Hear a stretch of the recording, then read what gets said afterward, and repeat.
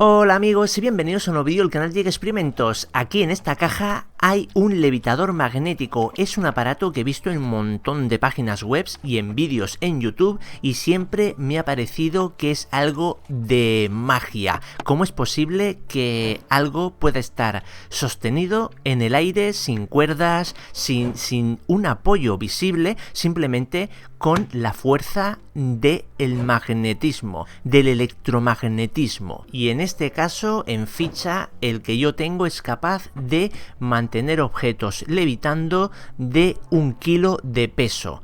Así que, bueno, luego lo probé yo y no es tanto, pero sí que es capaz de sujetar objetos bastante pesados, de más de medio kilo sin problema.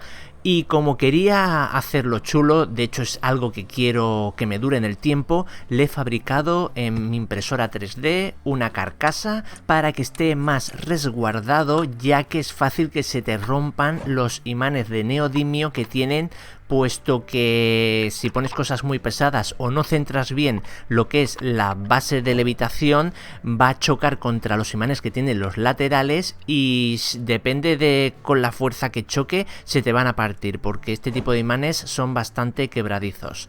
Bueno, nada, simplemente hice la carcasa, le puse cinta adhesiva de doble cara y antes de cerrarla le pasé el cablecito y lo conecté. El cargador es de 5 voltios 2 amperios, o sea, en caso que el día de mañana se estropee, pues es un tipo de cargador que podemos encontrar sin problema en cualquier bazar chino o por internet en Amazon y sustituirlo.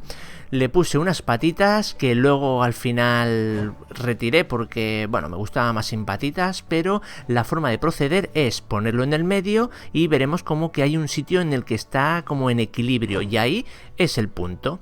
Aquí estoy demostrando que realmente está levitando. Es como cuando los magos están haciendo el truco de magia de levitación, también pasan la mano o un arito bajo el objeto en cuestión, pero bueno, en este caso no es ningún truco, es simplemente ciencia. Y como funciona, pues ya pongo la base de levitación, que no es ni más ni menos que un par de imanes de neodimio y una chapa de hierro en la parte superior, y ya estaría. Así que vamos a comenzar a hacer levitar cosas. Esto viene muy bien, por ejemplo, para presentación de objetos en vitrinas o similar, porque aparte de ser algo muy vistoso, ya que el objeto se ve claramente, es algo que llama mucho la atención, ya que el objeto está flotando. Así que, bueno, pues para comercios o escaparates creo que es un producto que puede llamar mucho la atención. El cubo de Rubik lo levita sin problema. Un tomate también lo levita sin problema. Son objetos que, sin ser muy pesados, bueno, ya tienen un peso, bueno, más o menos considerable, ¿no? La cebolla también es capaz de levitarla. Imaginaros entrar a una frutería donde estén todos los alimentos flotando. Bueno, sería como muy del futuro, ¿verdad? Pero sería también muy curioso de ver. En objetos de hierro no funciona muy bien, ya que interactúa con los imanes de neodimio de los laterales de la base. Por lo tanto, llega un momento en el que bueno, se centra y fuera.